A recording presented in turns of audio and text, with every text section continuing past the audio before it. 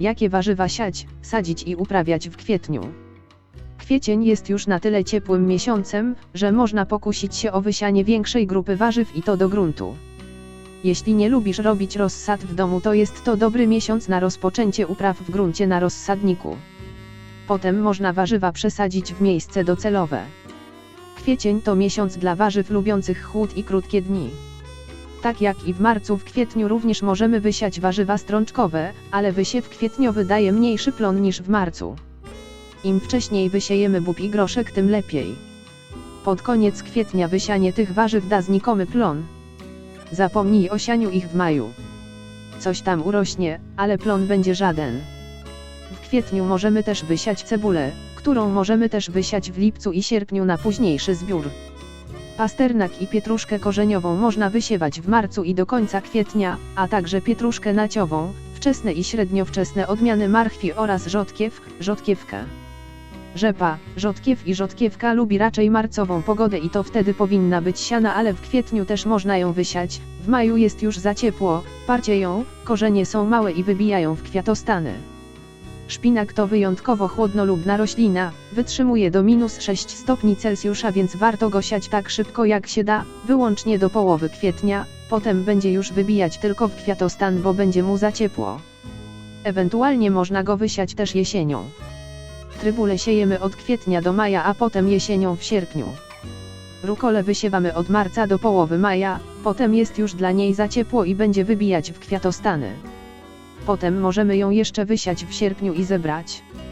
W połowie miesiąca wysiewamy skorzonerę, pora, buraka ćwikłowego i liściowego. Buraka możemy też posiać w maju oraz czerwcu, a nawet w lipcu, też zdąży dojrzeć. Jeszcze w kwietniu zdążymy wysiać rozsady kapustnych, brokuła, brukselki, kalafiora, wczesne odmiany kalarepy, średnio późne odmiany brukwi. Te siejemy pod koniec kwietnia albo do połowy maja, średnio późne i późne odmiany sałaty. Sałaty siejemy od połowy marca do połowy kwietnia. Wysiane później zakwitają i stają się gorzkie. Jeśli nie wysialiśmy jeszcze pomidorów, warto to zrobić teraz na początku kwietnia. Jeśli zajmujemy się produkcją rozsady kukurydzy, to kwiecień będzie najlepszym miesiącem. Ponieważ kukurydza zajmuje dużo miejsca wprost do gruntu, wysiejemy ją w maju. Skorzonera su od połowy marca do połowy kwietnia. Szczaw siejemy przez cały kwiecień, jest to warzywo wieloletnie. Szczypiorek siejemy od marca do maja, oraz potem od lipca do września.